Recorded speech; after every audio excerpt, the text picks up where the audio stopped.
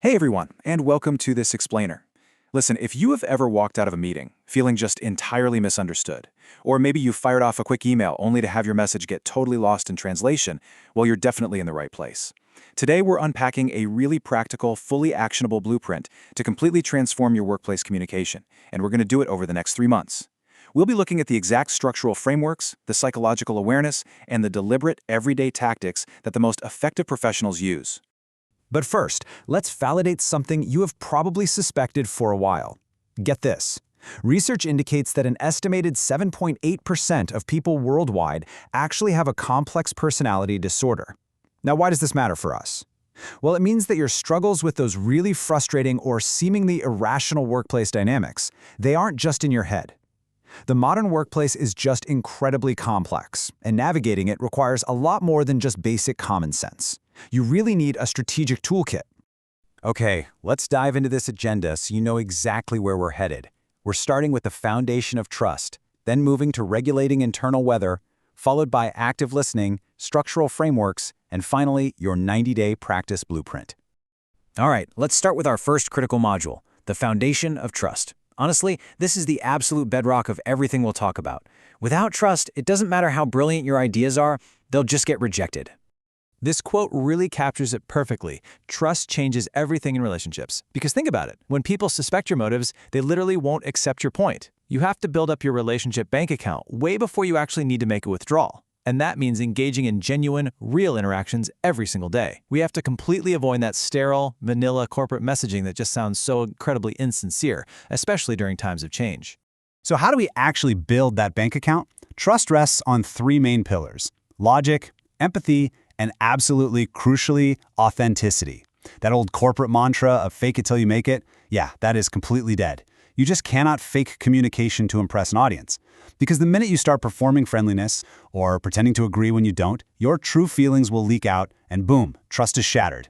You've got to be genuinely authentic. Which brings us nicely to our second module, regulating your internal weather. Because let's be real, you can't be genuinely authentic if you're constantly just blindly reacting to your own stress. You know when one visibly panicked person walks into a room and instantly stresses out the entire team? That is emotional contagion. Emotions spread automatically between us, almost like weather patterns, through unconscious mimicry. As a professional, you are entirely responsible for the emotional climate you're creating. If a leader's anxiety leaks out, productivity just stops. But if you can stay centered during a tense moment, you become the anchor that actually helps everybody else find their calm. So what's the secret to controlling your internal weather, especially when the stakes are super high? It's the deliberate pause. Before you fire off that angry reply-all email or snap back in a tense meeting, just stop. Ask yourself, what am I feeling right now? Am I actually just speaking from irritation? Am I feeling defensive? By simply naming the emotion, literally saying to yourself, okay, I'm feeling defensive, you trigger an actual physical shift in your brain.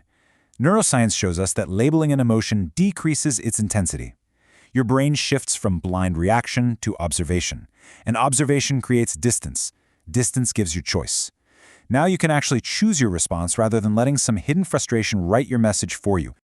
All right, moving right along to Module 3, the art of active listening. Poor listening isn't just rude, guys. It is a silent killer of productivity and profit. There is a massive difference between passively hearing someone and actively listening to them. Passive hearers are really just waiting for a pause so they can jump in and speak. They interrupt, or even worse, they finish other people's sentences.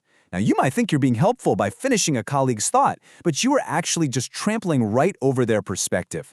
Active listeners, on the other hand, follow the emotional thread. They ask open follow-up questions, and they give those crucial nonverbal cues that say, hey, I'm buying what you're selling. Now, what's really interesting about this is the concept of sense-making. Sense-making means understanding that organizational breakdowns usually aren't structural at all. They're almost always rooted in how different people perceive things. When you actively listen, you're engaging in compassionate observation. You are trying to figure out what underlying need the other person is trying to meet or what fear they're desperately trying to avoid. And honestly, that is where the real problem-solving happens. Once we truly understand their perspective, then it's time to share ours. That's Module 4, Structural Frameworks for Speaking. An unorganized, rambling message destroys credibility instantly, but frameworks, they distill your thinking. For those high-stakes conversations, you really need the STATE framework. It goes like this. First, share your facts. Start with just neutral observations like, hey, I noticed 3 deadlines were missed. Then, tell your story. Explain your perspective without going on the attack. Third, ask for their path. Fourth, talk tentatively. And finally, encourage testing. Literally invite them to point out where you might be completely wrong. This approach perfectly balances confidence with humility. Let's actually zero in on step 4 for a second, talking tentatively. Forceful, absolute statements like, you never listen, or you're just wrong, they immediately build a brick wall and trigger emotional defense. And once emotion takes over, logic goes right out the window. But tentative language, saying things like, I'm wondering if, or could it be that acts as an open door. Tentative language actively invites collaboration, while forceful statements shut it down completely. But what about everyday situations? Quick status updates or drafting a quick email. For that, use this incredibly simple 3-step structure. What? So what? Now what? What is your foundational idea? So what explains why the heck it matters to your audience. And now what gives them a specific action step. It keeps your message disciplined, it's fast, and it gives your listener a crystal clear roadmap. And hey, before you even open your mouth to speak or start typing that email, run through the know, feel, do checklist. Stop yourself from rambling by defining exactly what your audience needs to know, how you actually want them to feel, and what you want them to do. Seriously, if you can't answer those 3 questions, you just aren't ready to communicate yet. Okay, we've covered a ton of ground here, but just reading about communication isn't going to cut it. Let's move to our final section, your 90-day practice blueprint, so we can finally convert all this knowledge into automatic habit. Here is your exact timeline. Month 1, focus entirely on internal awareness. Just practice that deliberate pause.